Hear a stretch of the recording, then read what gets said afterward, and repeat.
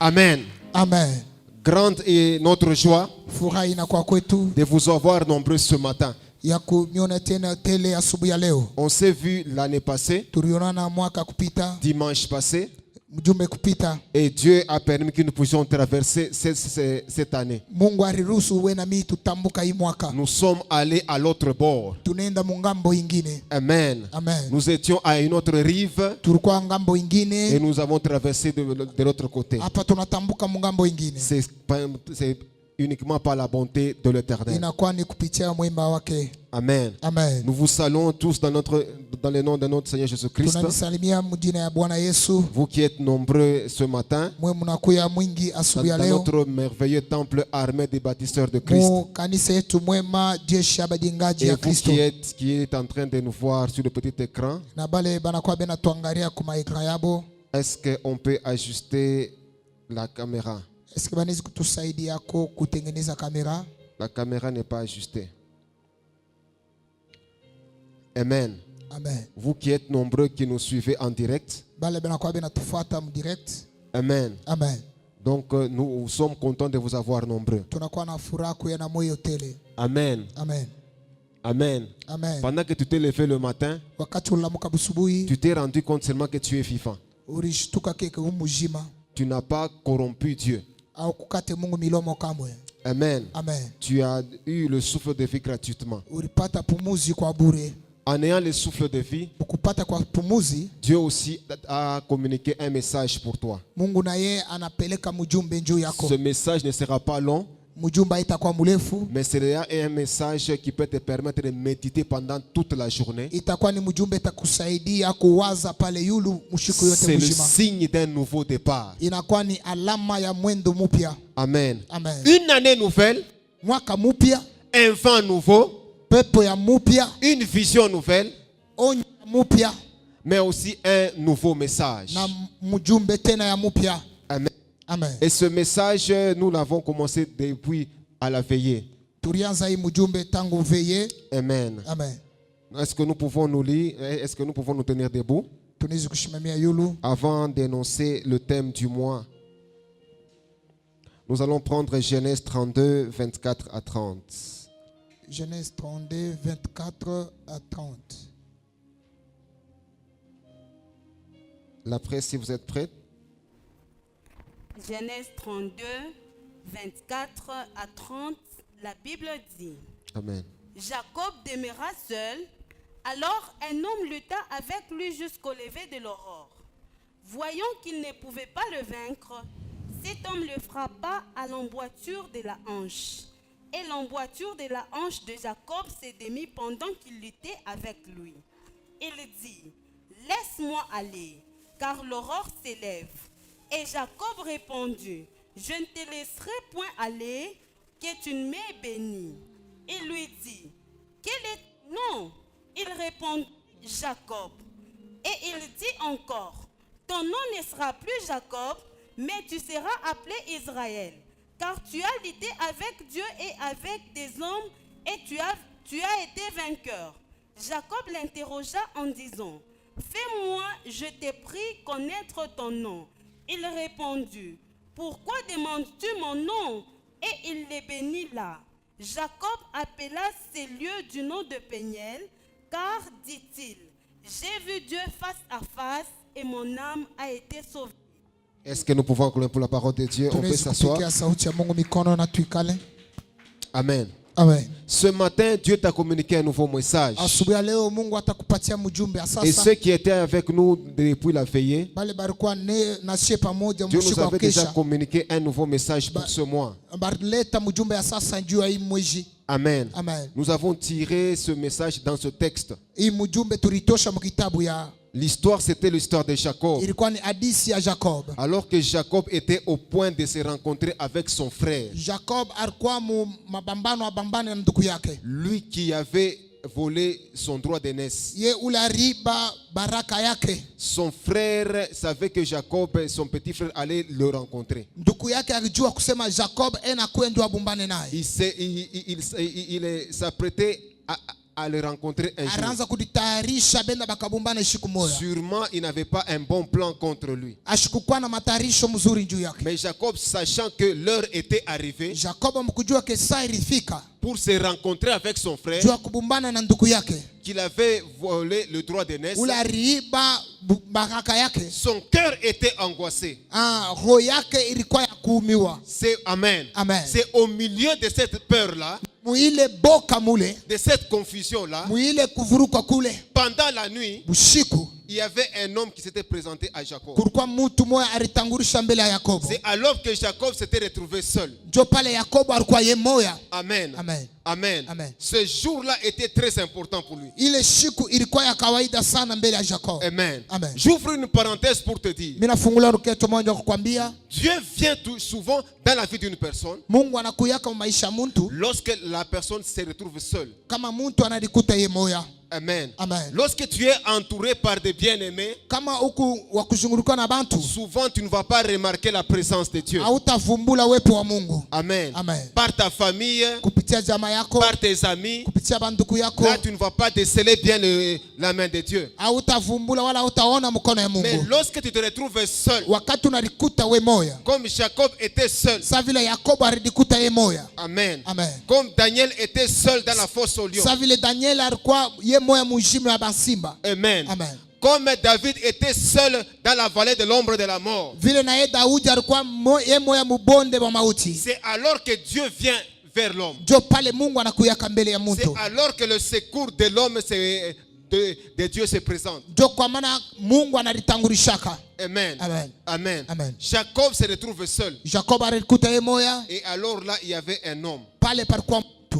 C'était l'ange de l'Éternel. Alikuwa ni malaika wa La milele. Bible dit ceci. Biblia inasema Et c'était à quelle époque? ilikuwa ni wakati kani? C'était pendant la nuit. Ilikuwa ni bushiku. Ce qui m'intéresse ici, Kile kinanibamba hapa, pourquoi jua nini cet homme n'est pas venu rencontrer Jacob pendant le jour? mtu ashikuwa kubumbana na Jacob mujua, Mais c'était seulement pendant la nuit. alikuwa ni bushiku. Pourquoi seulement pendant la nuit? Menjua nini paka bushiku? Pourquoi ne s'était-il pas rencontré à Jacob pendant le jour? Jua nini ashikwenda kutangulisha mbele ya Yakobo muyua? La Bible dit ceci. Biblia inasema Un homme apparut à Jacob pendant la nuit. mtu mmoja akaonekana mbele ya Yakobo bushiku. Lorsque Jacob était dans l'angoisse, Wakati Jacob alikuwa muboka bwa, c'est alors que cet homme avait apparu. pale ule akaonekana. Amen. Amen. Bien-aimé, la nuit, Mpendwa, bushiku c'est une période inakuwa ni kipande kimoya marquée par l'absence de la lumière solaire, premièrement. kile kinaoneshiwaka mkukosea kwa jua. Amen. Amen. Lorsqu'on parle de la nuit, Kama tunasema mambo ya bushiku, on voit d'abord l'absence de la lumière du soleil. tunaona kukosewa kwa jua. Amen. Amen. Lorsqu'il y a l'absence de la lumière du soleil, Kama jua ainako, automatiquement il y a la présence de l'obscurité. paka pale kweushi kutaonekana. Amen. Amen. C'est pourquoi la Bible dit dans Genèse, Ndio maana Biblia inasema mu Dieu Genèse, forma le jour et la nuit. kulikuwa bushiku na mjua. Il plaça le soleil pour éclairer la terre. Aliweka jua njua kuangaza dunia. Mais lorsque le soleil ne pouvait plus éclairer, Wakati jua haikuanza tena kuangaza, lorsque la face de la lumière du soleil était cachée, wakati jua ilifinikiwa, c'était la présence des ténèbres. ilikuwa ni wepo ya kweushi. C'est pendant cette période-là Jo ile wakati ile, que l'homme est venu rencontrer Jacob. jo ule mtu alikuwa kubumbana na Yakobo. Pendant les temps des ténèbres, Muile wakati ya giza, pendant les temps de l'obscurité, wakati ile ya bushiku, c'est alors qu'un homme est venu visiter Jacob. jo pale ule mtu alikuwa kupekua Yakobo. Le ténèbre aussi Giza nayo marque aussi une grande signification. inaoneshaka nayo mambo ingine. Dans la vie d'une personne, Maisha ya mtu, lorsqu'on parle de ténèbres, kama tunasemezea mambo ya giza, ce n'est pas seulement l'absence de la lumière. haina paka kukosewa nuru, hapana. Lorsqu'on parle de la ténèbre, Kama des ténèbres, tunasemezea mambo ya giza, c'est qu'une personne ni kusema mtu passe une période de trouble de sa vie. eko napitisha wakati moya magumu mu maisha Et yake. dans la Bible, il y a beaucoup de exemples. Mu Biblia munakuwa mfano ya mingi. Est-ce que nous pouvons prendre Luc 5, 1 à 5? Luc chapitre 5, versets 1 à 5. Luc chapitre 5, du 1er au 5e verset, la Bible dit: comme Jésus se trouvait auprès du lac de Génézareth et que la foule se pressait autour de lui pour entendre la parole de Dieu, il vit au bord du lac deux barques d'où les pêcheurs étaient descendus pour laver leurs filets. Il monta dans l'une de ces barques qui était à Simon et il le pria de s'éloigner un peu de terre. Puis il s'assit et de la barque il enseignait la foule. Lorsqu'il eut cessé de parler, il dit à Simon, « Avance en pleine eau et jetez vos filets pour pêcher. » Simon lui répondit, « Maître, nous avons travaillé toute la nuit sans rien prendre, mais sur ta parole, je jetterai le filet. » Amen. Amen. On peut appeler la parole de Dieu. Tunaweza kupigia sauti ya Mungu mikono. Nous voyons Pierre. Tunaona Petro. Amen. Amen. Qui a donné la barque à Jésus Ule alileta watu yake kwa Yesu pour la cause de l'évangile. juu afanya kazi ya injili. Mais après cela, Kisha ile Christ voulait récompenser Pierre. Kristo alipenda kumuripa Petro. Il dit, voici maintenant le temps de la récompense. Asema wakati ya maripo inenea. Avance en pleine eau et jette le filet. Chofa katikati ya mai na utupe makila. Mais Pierre répond à Jésus, Petro akajibu wa Yesu, Maître, mwalimu, j'ai travaillé miritumika quand? wakati gani? Toute la nuit. Bushiku buzima. Amen. Amen. Amen. Amen. La nuit revient encore. Bushiku bunarudia tena. L'ange est venu lutter avec Jacob quand? Malaika alikuwa kukombana na Jacob ni wakati kani? Pendant la nuit. Paka bushiku. Pierre a travaillé quand? Petro alitumika na yeye wakati kani? Toute la nuit. Paka bushiku. Prendre. Bila kupata kitu. Donc, amen. Amen. Lorsqu'on parle de la nuit, wakati banasemezea mambo ya bushiku, dans la vie d'une personne, maisha ya mtu, c'est une période de trouble. ni wakati ya magumu. C'est une période de souffrance. Ni wakati ya mateso. C'est une période de sécheresse. Ni wakati ya vitu kukauka. Amen. Amen. Quand on dit il traverse une période de la nuit. Kama anasema napitisha wakati ya bushiku. Donc il est en train de traverser une période de souffrance. Ni kusema napitisha wakati yake ya mateso. Amen. Amen. La période de la nuit. Wakati ya bushiku. Nous allons encore plus loin. Tena mbali Quand kabisa. vous lisez le livre de Luc 22, kama mnasoma Luka 22, 53 à 62, 53 à 62, on nous raconte l'histoire beko natuambia hadithi de Jésus-Christ ya Yesu après avoir fait tous les miracles. kisha kufanya miujiza yote. Est-ce que nous pouvons lire quand même? Banisa kutusomea Luc yako. 22, 53. Luc 22, 53 à 62, la Bible dit, Amen. j'étais tous les jours avec vous dans le temple et vous n'avez pas mis la main sur moi. Mais c'est ici votre heure et la puissance de ténèbres. Après avoir saisi Jésus, ils l'amenèrent et le conduisirent dans la maison du souverain sacrificateur. Pierre suivait de loin. Ils allumèrent du feu au milieu de la cour et ils s'assirent. Pierre s'assit parmi eux. Une servante qui les vit assis devant le feu fixa sur lui les regards et dit, « Cet homme est aussi avec lui. » Mais il le nia disant, « Femme, je ne les connais pas. » Peu après, un autre l'ayant vu dit, « Tu es aussi de ces gens-là. » Et Pierre dit, « Homme, je n'en suis pas. » Environ 1 heure plus tard, un autre insistait, disant, « Certainement cet homme était aussi avec lui, car il est galiléen. » Pierre répondit, « Homme, je ne sais ce que tu dis. » Au même instant, comme il parlait encore, le coq chanta. Le Seigneur s'étant retourné, regarda Pierre, et Pierre se souvint de la parole que le Seigneur lui avait dite.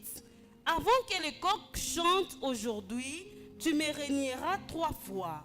Est-ce qu'on peut acclamer la parole de Dieu? Est-ce que unaweza kupigia mikono sauti ya Mungu? Amen. Amen. Même notre Seigneur lui-même, Hata Bwana wetu Yesu il a fait beaucoup de miracles. alifanya miujiza ya mingi. Il a ressuscité les morts. Alifufula bafu. Il a changé l'eau en vin. Alibadilisha mai mvinyo. Amen. Amen. Mais il y avait une période de sa vie. Kulikuwa wakati mwa maisha yake. Amen. Amen. Trouble. Kulikuwa mvuruko. Amen. Amen. Un jour, Ile siku selon le dessein de Dieu, kupitia matayarisho ya il Mungu devait être saisi. bakipasi kumubamba. Amen. Amen. Par ses ennemis. Kwa maadui yake. Il dit ceci. Anasema hivi. Tout ce temps j'étais avec vous. Hii wakati yote nilikuwa na Mais mwenye. vous ne m'avez rien fait. Amukunifaa kintu. Mais parce que c'est votre heure. Juu ni wakati yenu. Amen. Amen. C'est votre temps. Ni wakati yenu C'est le shakweneye. temps des ténèbres. Ni wakati ya C'est la ngiza. période de la nuit. Ni wakati ya bushiku. Faites ce que vous devez faire. Mufata bile munapenda Il y kufanya. avait encore un autre disciple du Seigneur. Kulikuwa tena mwanafunzi wake moya. Seigneur, Anasema Bwana, même si tous les autres peuvent partir, hata bote wanaishi kwenda, moi je vais rester. mimi tabakia. Je vais te défendre. Mimi takufa juu yako. Le maître lui dit ceci. Mwalimu akamwambia hivi, Pierre, Petro, aujourd'hui même, avant que le conque ne puisse chanter, leo kabla nkuku irie, tu vas me renier 3 fois. utanikatala mara 3. Amen. Amen. Lui, il croyait que c'était la blague. Ye aliwazia kusema ni miza. Lorsqu'on a arrêté le maître, Wakati baribamba mwalimu, Amen. amen, La peur s'est emparée de lui. aboka bukingia ndani yake, Il a renié le maître akamukana Bwana Yesu avant même qu'il ne fasse jour. kabla jua ionekane. C'était quand? Ilikuwa ni La wakati gani? période de la nuit. Ilikuwa ni bushiku. Amen. Amen. La période de la nuit, Bushiku il y a beaucoup de choses qui se passent. kuna koyaka mambo mingi Pierre a inapita. renié Christ Petro alimkatala Yesu pendant la nuit. mpaka bushiku. Amen. Amen. Christ a été arrêté Kristo balimubambaka pendant la nuit. mpaka bushiku. Amen. Amen. Toujours cette nuit-là. Mpaka ile bushiku moya moya. Amen. Amen. La période de la nuit, Wakati ya bushiku c'est une période sombre que nous traversons. ni wakati ya giza tunapitishaka. Amen. Amen. Tu dois t'en souvenir.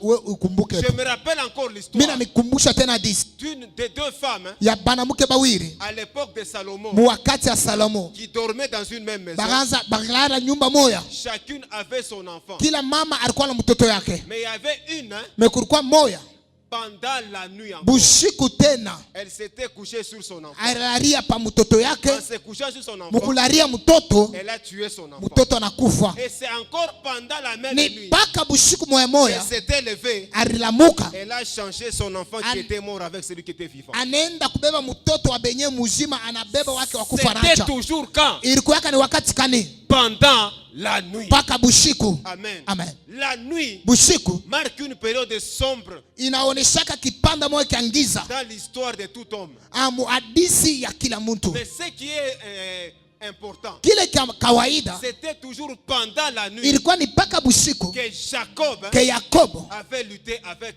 l'ange. alikombana tena na malaika. C'était ça la bonne nouvelle. Ilikuwa ni habari arami njema. Alors qu'il avait peur, Alikuwa na boka, alors qu'il ne savait pas ce qui s'était fait passer demain. ashikujua kile kipashi kupitakana kesho. Mais c'était au milieu de la nuit, Ilikuwa ni katikati ya bushiku, au milieu de cette peur-là, katikati ya ile boka, au milieu de cette incertitude, katikati ya ile maumivu, que Dieu est venu apparaître à Jacob. Mungu alitokelea Yakobo. Amen. Amen. C'est toujours pendant la nuit, Ilikuwa ni paka bushiku. amen, Amen. que Dieu opère de grandes choses. Ke Mungu anatendaka bintu vikubwa. Amen. Amen. L'ange est venu à côté de Jacob. Malaika anakuya pembeni ya Yakobo. Il dit, quel est ton nom? Asema njina yako ni Il nani? dit, moi je m'appelle Jacob. Ase njina yako ni Jacob. Il dit, c'est ça ton nom. Ase njoo ile njina. Jacob en train de lutter avec l'ange. Jacob anakuwa inakumbana na malaika. J'ai besoin que tu me bénisses. Asema niku lazima tu unibariki. Amen. Amen. L'ange lui regarde. Malaika Il akamwangalia. dit, la plus grande bénédiction que toi tu peux avoir, Asema baraka munene ile wewe uko nayo lazima. ce n'est pas le bien. Aina bintu vya Tu kuonekana. as déjà beaucoup de bien. Huku deja na bintu. Ce n'est pas une famille. Aina jamaa. Déjà une grande famille. Huku na jamaa munene. Mais la plus grande bénédiction, Me baraka munene c'est de changer ton identité. inakuwa ni kubadilisha anwani yako. Dis à ton voisin, changer d'identité. Ambia jirani wako badilisha anwani Et yako. comment il devait le faire? Ni namna gani anapaswa Il kuifanya? dit, quel est ton nom? Alimuuliza njina yako ni nani? Parce que le nom Kwa sababu njina est l'image de l'identité d'une personne. inakuwa ni alama ya anwani ya mtu.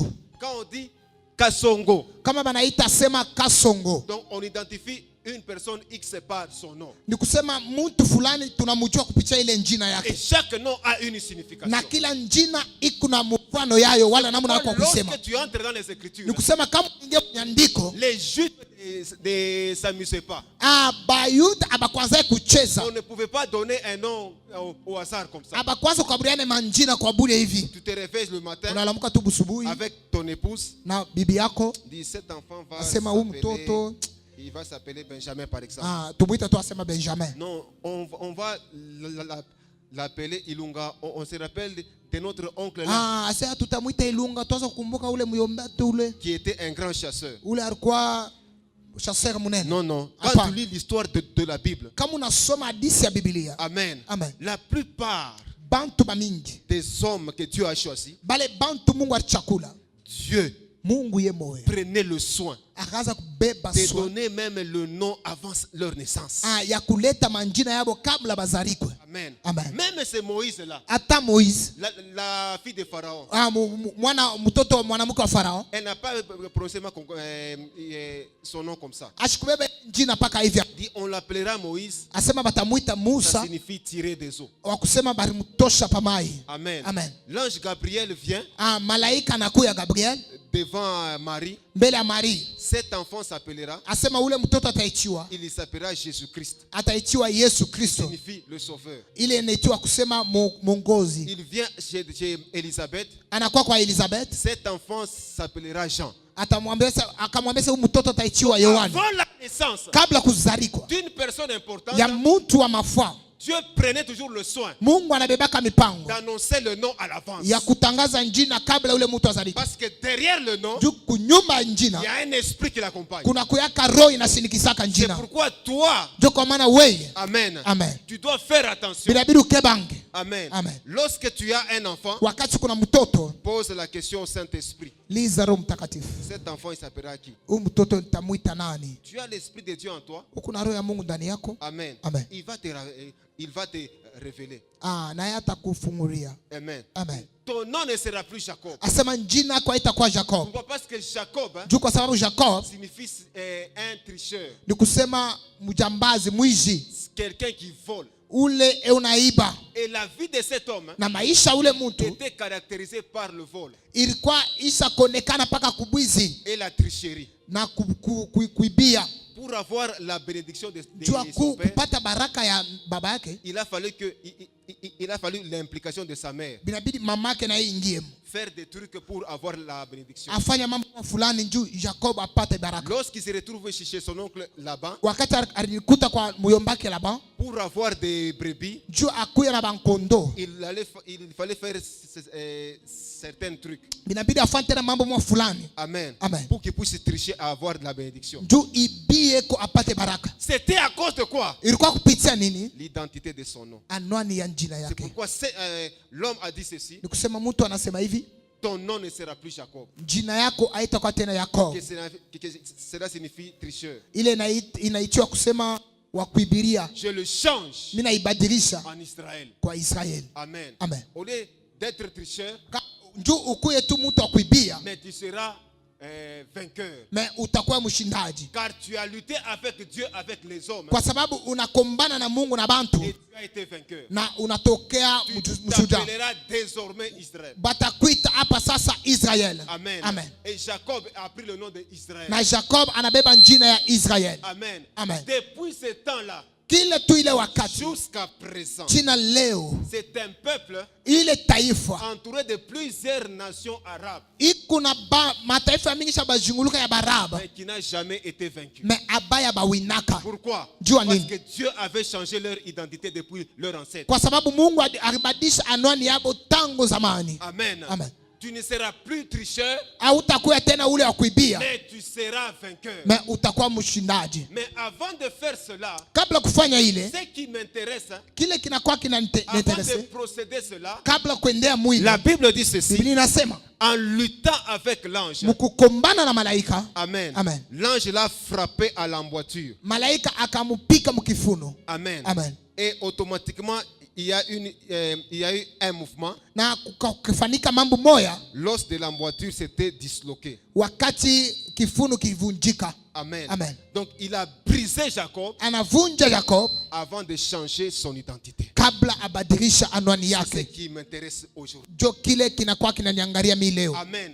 Pour que Dieu nous change. Juu Mungu atubadilishe. Amen. Amen. Pour que nous passons du stade. juu tupite mwatua ingine. Nous étions des païens Tulikuwa bapagano pour être chrétiens. juu tukuwe bakristo. Au milieu là, Ile katikati mule Dieu nous brise d'abord. Mungu anatuvunjaka mbele. Amen. Amen. Un véritable chrétien, Mukristo wa kweli il ne peut que passer par le brisement. binabidi apitie paka mkuvunjika. Amen. Amen. Quand la Bible dit, Wakati Biblia inasema voici les choses anciennes sont passées. tazama bitu vya zamani binapita, Les choses sont devenues nouvelles. vyote binakuya vya sasa. Pour être une nouvelle personne, Juu ukuye mtu wa sasa tu dois passer par le brisement. binabidi upitie kumkuvunjika. Amen. Amen. On parle de brisement. Tunasema mambo ya kuvunjika Une chose est brisée ni kitu kinavunjika lorsque elle se disloque en plusieurs morceaux. ni kama kinakachika mubipanda vya kuachana. C'est comme un verre. Bikusaa verre ya mai Lorsqu'il tombe par terre, wakati inaanguka chini il se brise en plusieurs morceaux. inavunjikaka ya mingi. C'est comme ça aussi que Dieu nous façonne. Pamoja na vile Mungu anatufanyaka. Amen. Amen. C'est pendant la nuit Ni bushiku que Jacob a été brisé. ke Yakobo alivunjikiwa. Or, je vous avais dit ceci. Mimi niambia hivi, La nuit est le symbole bushiku inakuwa ni alama de la souffrance. ya mateso. Est-ce que nous pouvons lire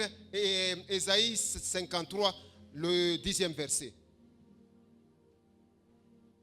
Ésaïe 53. Ésaïe 53, le 10e verset, la Bible dit, il a plu à l'Éternel de les briser par la souffrance. Après avoir livré sa vie en sacrifice pour le péché, il verra une postérité et prolongera ses jours, et l'œuvre de l'Éternel prospérera entre ses mains. Est-ce qu'on peut acclamer pour la parole de Dieu? Est-ce que tunaweza kupigia sauti ya Mungu mikono?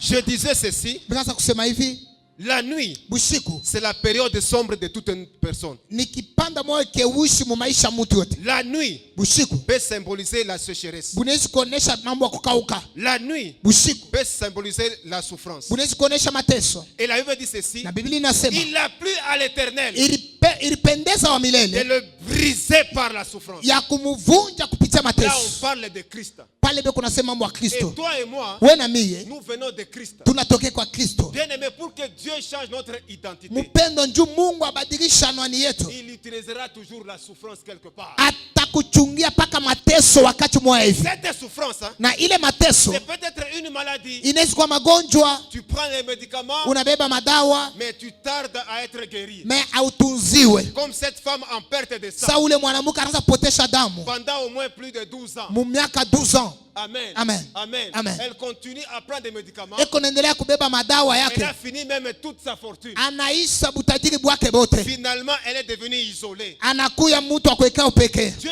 avait utilisé cette souffrance Mungu alitumikisha ile mateso pour que cette femme juu ya ule ne mwanamke puisse plus avoir confiance en ses biens. asiweke kitumaini yake ndani ya bintu yake. Hapana, J'ai essayé. pima na pima. Je suis allé à tous les médecins. Mimi nenda kwa munganga bote.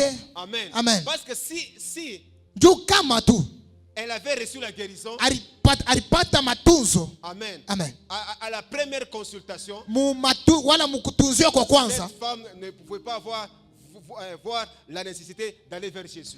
ule mwanamke asipashi kupata ile maana ya kwenda mbele ya Yesu. Mais en dépensant toute sa fortune, Me mkutosha byote bile butajiri c'est bwake, alors qu'elle s'est approchée du maître. jo pale alichofa mbele ya Le mwalimu. Seigneur, Anasema Bwana elle a touché le pan de sa robe. akabamba nkanjo yake. Dieu utilise la souffrance. Mungu enatumikisha mateso, Et cette souffrance na ile mateso peut être une maladie inaweza kuwa magonjwa qui dure pendant longtemps. inakawaka sana. Amen. Amen. Et lorsque Dieu te guérit, Ni kama Mungu anakutunza, c'est une nouvelle identité qui commence. inakuwa ni anwani ya sasa inakuanzia. Amen. Amen. Dieu peut utiliser. Mungu anaweza kutumikisha La souffrance peut être une sécheresse. mateso, inaweza kuonekana mwalama ya bintu ya kukauka. Avant, tu touché beaucoup d'argent. Kabla ulikuwa na makuta mingi, Amen. Amen. Tu avais beaucoup de contacts. ulikuwa na bantu ba mingi mingi Tu sana, avais beaucoup de connexions. ulikuwa na makoneksio ya mingi. Amen. Amen. Mais une période de ta vie, Me wakati mwa fulani ya maisha yako, toutes tes connexions ne marchent plus. makoneksio yako yote abiendeke. Il y a ces demandes d'emploi ici. Unabeba tina mikande ya kazi. J'ai un oncle qui est ministre. Niko na muyomba wangu anikala ministre. J'ai une tante qui est gouverneur. Niko na sanga zangu mwe ni gouverneur. Comme il y a l'offre, Kama kuku bana tafuta mtu wa kazi, moi je dépose seulement. mimi na tuma tu mikanda. Sûrement je serai le premier à être recruté. Bya kweli nitakuwa wa kwanza wabo kubeba kwa kazi. Mais tu vas te rendre compte, hein? Mais unavumbula kusema Toi tu déposes, hein? wewe unaweka mikanda yako Malgré tous tes contacts et tes connaissances, ingawa bale bote usha kujua on te laisse à côté. banakuacha kumpembeni. Amen. Amen. Dieu vise une chose, Mungu anaangalia kitu kimoja, le brisement. kuvunjika. Amen. Amen. Amen. Amen. Bien-aimé, Dieu nous brise de plusieurs façons. Mupendo Mungu anatuvunjaka mnamna kwa Il changa. peut te faire passer par une humiliation. Mungu anaweza kupitisha kushushiwa heshima Malgré que tu as étudié, ingawa ushafunda, malgré que tu as beaucoup de connaissances, ingawa kuna bantu wa mingi mais ushakujua. Dieu peut te faire passer par un mépris quelconque. Mungu anaweza kupitisha mkipande kimoja kia bantu banakukosea heshima. Comme Jacob était Kule Jacob alikuya dans la nuit. mubushiku. Amen. Amen. Dieu a brisé Jacob. Mungu alimuvunja Yakobo. Amen. Amen. Il faut se préparer à cela. Binabidi ulitayarisha kuile. Pour que Dieu change notre identité cette année, Mungu abadilisha anwani yetu hii mwaka. il ne va pas nous épargner du brisement. Asitatupeleka mbali na La kuvunjika. Bible dit ceci. Biblia inasema Il a plu à l'Éternel ilipendeza wa milele de le briser par la souffrance. ya kumuvunja kupitia mateso. Amen. Parce qu'il a été brisé par la Juu souffrance. alivunjika kupitia mateso, L'œuvre de l'Éternel kazi ya milele va prospérer entre ses mains. itendeka mu mikono yake. Cette année, Hii mwaka tu veux être efficace unapenda kuye wa nguvu dans le travail de Dieu. mukazi ka Mungu. Dieu va te faire passer par le Mungu brisement. atakupitisha mkuvunjika. Cette année, Hii mwaka tu veux être fort unapenda kuye wa nguvu avec le Saint-Esprit. na Roho Mtakatifu. Dieu va te faire passer par le brisement. Mungu atakupitisha mkuvunjika. Amen. Amen. Amen. Amen. Cette année, Hii mwaka tu vas atteindre la maturité. unapenda ukomee. Dieu va te faire passer par le brisement. qu'on appelle Mungu la mort. atakupitisha mpaka mkuvunjika. Comme la Bible dit ceci, Sasa vile Biblia inasema si un grain de sénévé ne meurt, kama ka grain ka eleve kanakufa, amen. Amen. Si il ne meurt pas, kama kakufa il va rester seul. katabaika kwa Mais kenyewe. il faut qu'il passe par la mort Mais binabidi kapitia mkufa pour qu'il puisse produire beaucoup de fruits. juu katishe matunda ya mengi. Amen. Amen. C'est le message simple que je te communique ce matin. Ni mjumbe ya bwepeshi mimi nakwambia asubuhi ya leo. Amen. Amen. Cette année, Hii mwaka nous voulons une nouvelle identité. tunapenda anwani ya sasa. C'est une bonne chose. Ni kitu kizuri. Tu veux que les choses changent. Unapenda vitu vibadilike. Tu veux que Dieu te visite. Unapenda Mungu akupeue. Mais souviens-toi, Mais ukumbuke pour arriver à ce niveau-là, juu ufike ile hatua, quelque part, Dieu doit te briser chaque jour. fasi moja binabidi Mungu akuvunje. Aujourd'hui, il te brise de l'orgueil. Leo anakuvunja mkiburi. Demain, il te brise de l'égoïsme. Lao kesho kuto anakuvunja muroho mubaya. Après demain, il te brise de l'esprit de colère. Kesho yake anakuvunja ile hali ya kishilani kalaka. Donc, chaque jour, Dieu doit nous briser. Kila siku Mungu binabidi Je atuvunje. ne connais pas un homme, Si ajuwaka mtu amen, Amen. qui a vu la main de Dieu ula rona mkono ya Mungu sans passer par le brisement. bila kupitia pa kuvunjika. Amen. Amen. Amen. Amen. Je fais cette déclaration. Mimi nafanya hii matangazo. Amen. Amen. Dieu ne pouvait pas envoyer le Saint-Esprit Mungu asipasi kutuma Roho Mtakatifu avant que Christ soit crucifié à la croix. kabla Yesu akufe kwa msalaba, hapana. Amen. Amen. Pour que Christ soit crucifié. Juu Yesu akufe kwa msalaba. Amen. Amen. Pour que la Pentecôte arrive, Juu Pentekote ifike, il fallait que Christ passe par la croix. binabidi Yesu apitie pa msalaba. Or, la croix, Msalaba c'est l'image du brisement. inakuwa ni hali ya kuvunjika. Amen. Amen. Pour qu'il y ait le Saint-Esprit en Juu action. kukuya Roho Mtakatifu mutendo. Pour qu'il y ait la puissance en action. Juu kukuya uwezo ya Pour qu'il y mutendo. ait les dons du Saint-Esprit. Juu kukuya zawadi ya Roho Pour qu'il Mtakatifu. y ait le fruit du Juu Saint-Esprit. kukuya matunda ya Roho Mtakatifu. La chair doit être crucifiée. Binabidi mwili ivunjike. Cette chair ici, Hii mwili elle aime se vanter. inapendaka kulitapa. Cette chair ici, Hii mwili elle aime être vue par les hommes. inapendaka bayone kwa bantu. Cette chair Hii ici, mwili elle aime les louanges et les éloges des gens. inapendaka bantu kuisifu. Amen. Amen. Mais Dieu dit non, ça, Na Mungu anasema ça pana. c'est pas une bonne Hii identité. haina anwani ya Si mzuri. tu fais confiance à ta chair, Kama unaweka kitumaini kumwili yako, tu finiras dans la tombe. wewe utaishia pa Si mkaburi. tu fais confiance à ta chair, Kama unaweka kitumaini mumwili, tu seras la même personne comme tu étais en 2024. utakuya paka vile urukuya ka 2024. Mais pour qu'il y ait une nouvelle identité, Juu kukuya anwani ya sasa, comme Jacob, hein, sa vile Yakobo, tu dois passer par le brisement. binabidi upitie mkuvunjika. Ta ta chair doit être crucifiée. Binabidi mwili yako ivunjike. C'est pourquoi la Bible dit ceci. Ndio kwa maana Biblia inasema, armez-vous de la pensée de souffrir. Muvale mawazo ya kuteswa. Amen. Amen. Comme Christ est passé par la chair, Bile Yesu alipitia pa mwili, il a souffert dans la chair, aliteswa mu mwili, il a été crucifié dans la chair. alipigwa kumsalaba mu mwili. Amen. Amen. Il est sorti du tombeau. Alitoka mkaburi. Vous aussi, Mwena mwe, vous devez passer par le même. binabidi mupitie na mwe paka ile njia moya moya. Amen. Amen. C'est alors que vous verrez le changement dans votre vie. Jo pale mutaona mabadiliko ndani ya maisha yenu. Amen. Amen. Amen. Amen. Une nouvelle identité, Anwani ya sasa. une nouvelle saison, Hatua ya sasa. une nouvelle saison.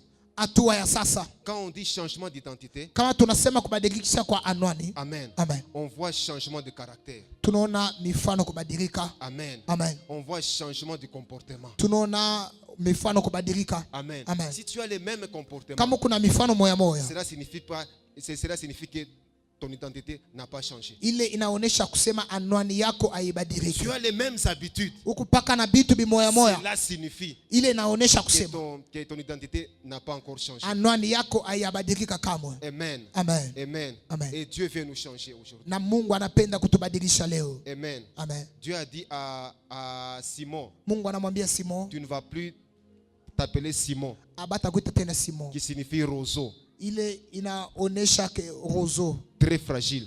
rozo ya teke teke. Mais tu seras appelé Pierre. Me batakuita Petro. Mais pour que tu arrives au niveau de Pierre, Jo ufike mwile hatua, tu dois passer par le brisement. binabidi upitie mkuvunjika.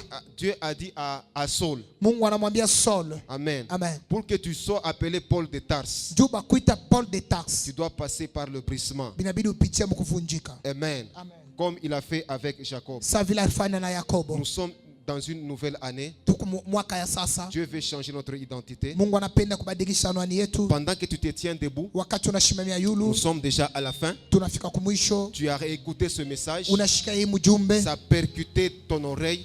inaingia mashikio yako, C'est entré dans ton cœur. inaingia muro yako, Tu vas élever la voix. utanyanyua sauti yako. Dis, Seigneur, Wa Bwana, change mon identité. badilisha anwani yangu. Seigneur, Bwana, change mon nom. badilisha njina yangu. Est-ce que tu peux élever la voix? Est-ce que unaweza kupandisha sauti yako?